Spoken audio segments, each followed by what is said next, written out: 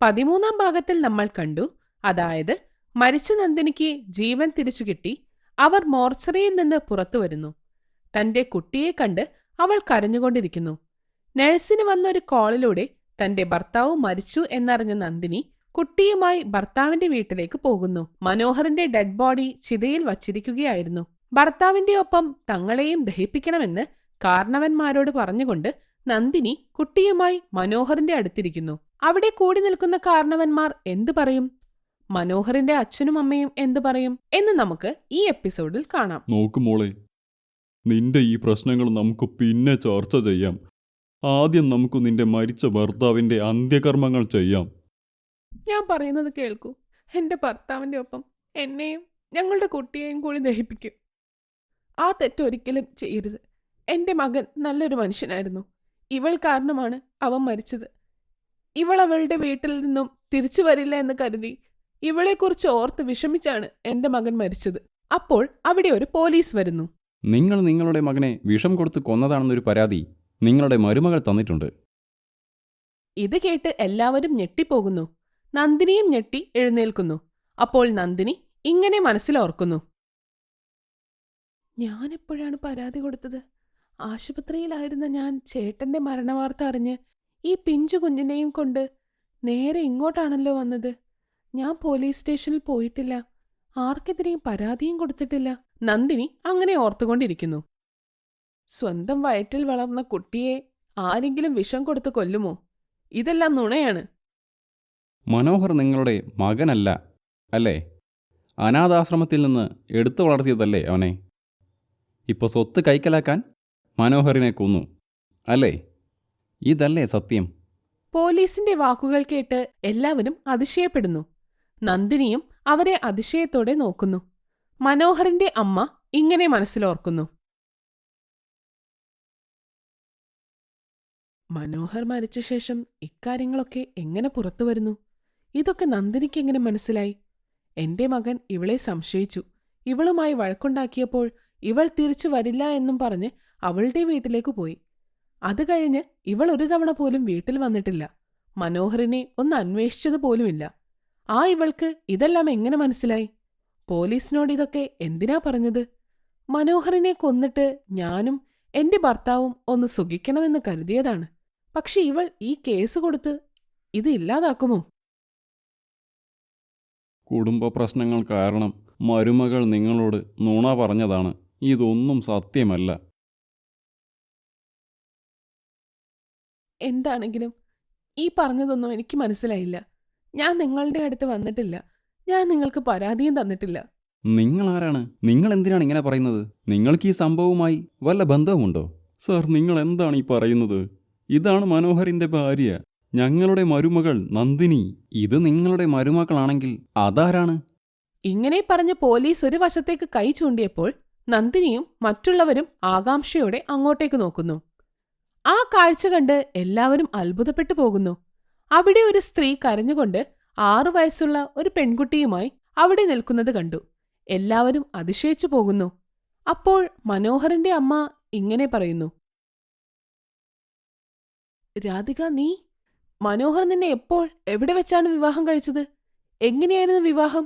അതുമല്ല, ഞാൻ മനോഹറിന് വിഷം കൊടുത്തു എന്ന് നീയാണോ പരാതി കൊടുത്തത്?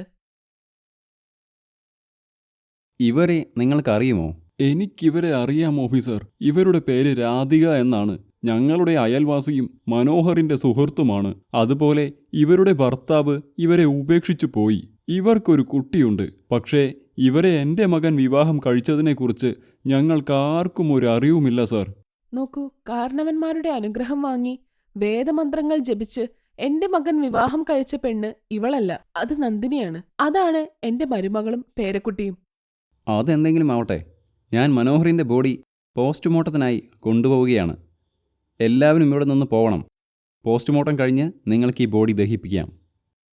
അപ്പോൾ തന്നെ അവിടെ ഒരു ആംബുലൻസും 2 അറ്റൻഡർമാരും വരുന്നു. അവർ മനോഹറിന്റെ ബോഡി ആംബുലൻസിൽ കയറ്റുന്നു. ആംബുലൻസും പോലീസ് വണ്ടിയും അവിടെ നിന്ന് പോകുന്നു. ഇതേ സമയം നടന്നുമടുത്ത അപർണ ഒരു ഗ്രാമത്തിലെത്തുന്നു.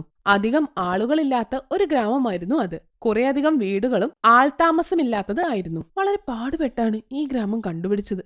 പക്ഷെ ഇവിടെ ആരുമില്ലെന്ന് തോന്നുന്നു. വീടുകളിലൊന്നും ആരുമില്ലല്ലോ. നന്നായി വിശക്കുന്നുണ്ടല്ലോ. 2 ദിവസമായി എന്തെങ്കിലും കഴിക്കുകയോ കുടിക്കുകയോ ചെയ്തിട്ട്. ഇന്നുകൂടി ഒന്നും കഴിക്കാൻ കിട്ടിയില്ലെങ്കിൽ ഞാൻ മരിച്ചു പോകും.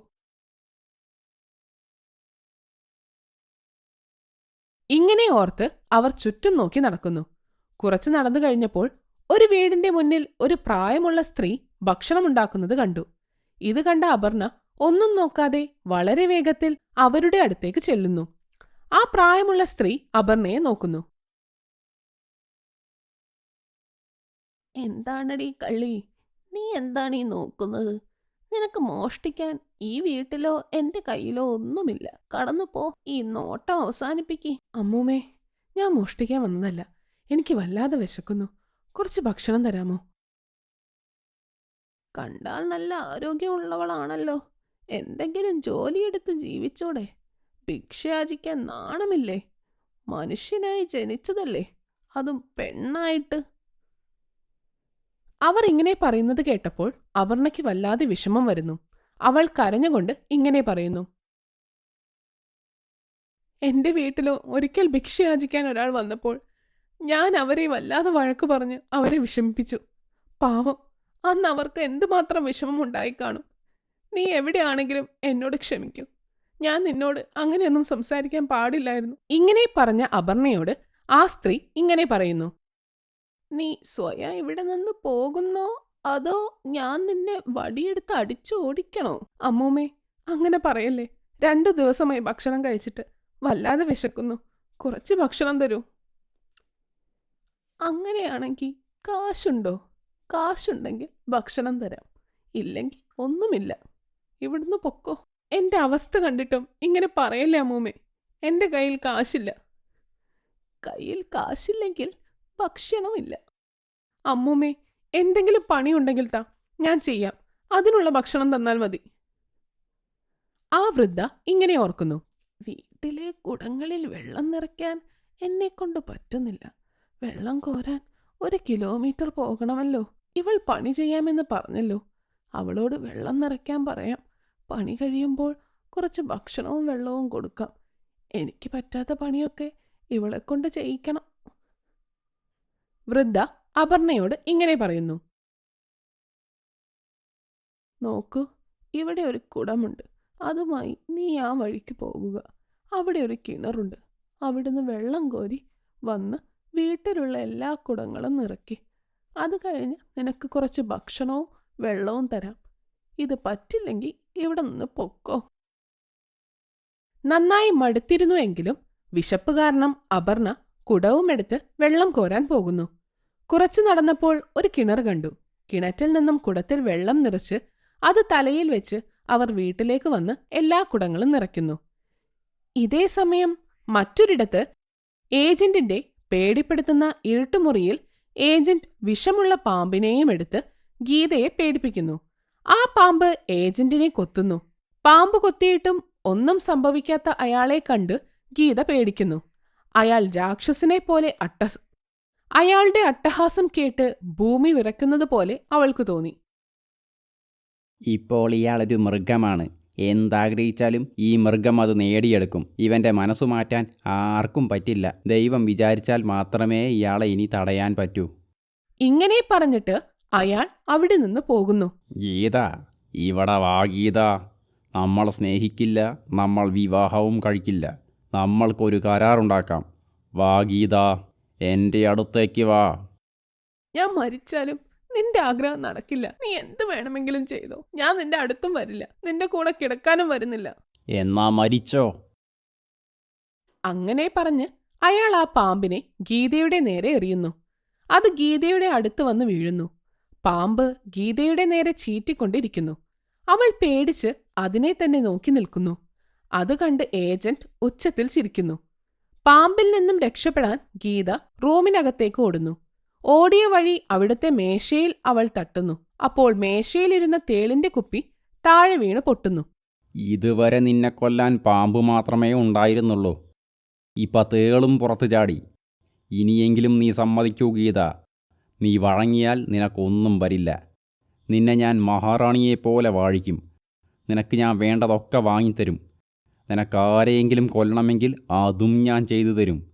നിനക്ക് മന്ത്രിയാകണമെങ്കിൽ അതും ഞാൻ ശരിയാക്കാം. ചീ ചീ എന്റെ അടുത്ത് വരരുത്. ഇങ്ങനെ പറഞ്ഞ് ഗീത ആ റൂമിലൂടെ ഓടി ഒരു കോണിൽ പോയിരുന്നു കരയുന്നു.